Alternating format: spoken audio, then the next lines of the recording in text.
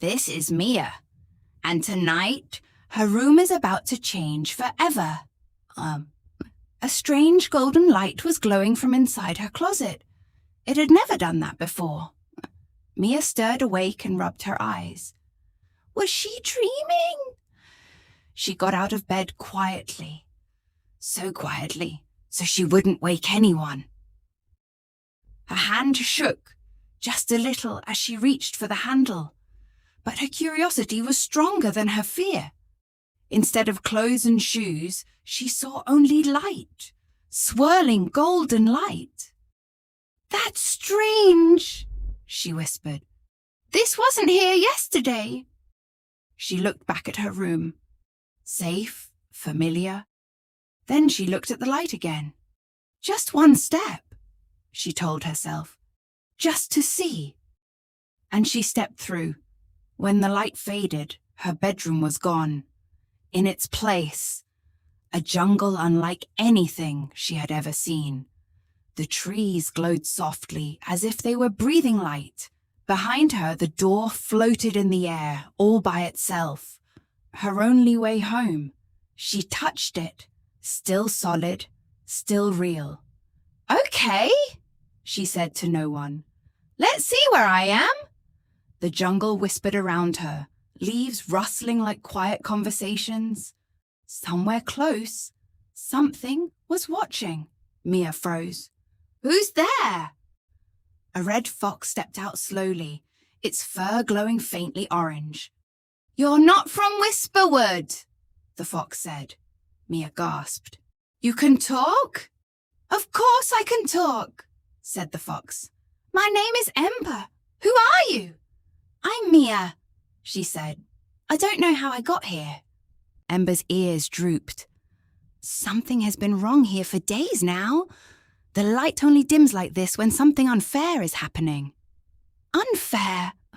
But everything looks so beautiful. "Look closer," Ember said softly. "Beautiful doesn't always mean everyone is okay." They walked on, and slowly Mia began to notice. Some animals looked tired, thin, thirsty. A small rabbit lay curled beneath a wilting leaf, too weak to lift its head. "What happened to it?" Mia asked softly, kneeling beside it. "There used to be a spring near the old hill," Ember said. "Water for everyone, but lately, no one's had a single drop." "Then we have to find out why." Ember blinked. You just got here." "Maybe that's exactly why the door opened for me," Mia said. Ember nodded slowly, a small smile forming. "All right, Mia, follow me." Together they walked toward the old hill where the spring was said to be. They crossed a quiet river, its bed already growing dry in patches. Mia's foot slipped on a stone, but Ember steadied her just in time. "Thanks," Mia laughed softly. "That was close." As they walked further, the jungle grew quieter, sadder. At last, they reached the hill and found a small crowd of animals gathered at its base, waiting, watching, saying nothing. "They're all waiting for their turn," Ember whispered. "But the spring hasn't let anyone through in days." Mia looked up the hill and noticed someone large sitting right beside the water. Alone. They climbed the hill slowly, careful not to startle whoever or whatever was up there. Ember's steps slowed. "That's Burrow," he murmured. "He's not usually like this." At the top, they found him, a huge old bear curled protectively around the spring, eyes tired and weary. Mia and Ember stopped. Neither of them moved closer yet. "Burrow," Ember called gently. "Everyone's thirsty." The old bear's eyes flicked toward them, guarded. "This water is mine now. I have to keep it safe." "Safe from what?" Mia asked quietly, taking a small step closer. Burrow was quiet for a long moment. "The last drought nearly emptied this spring completely. I watched it happen. I won't let it happen again." Mia sat down slowly at a respectful distance instead of arguing. That sounds really scary, she said softly. I think I'd be afraid too.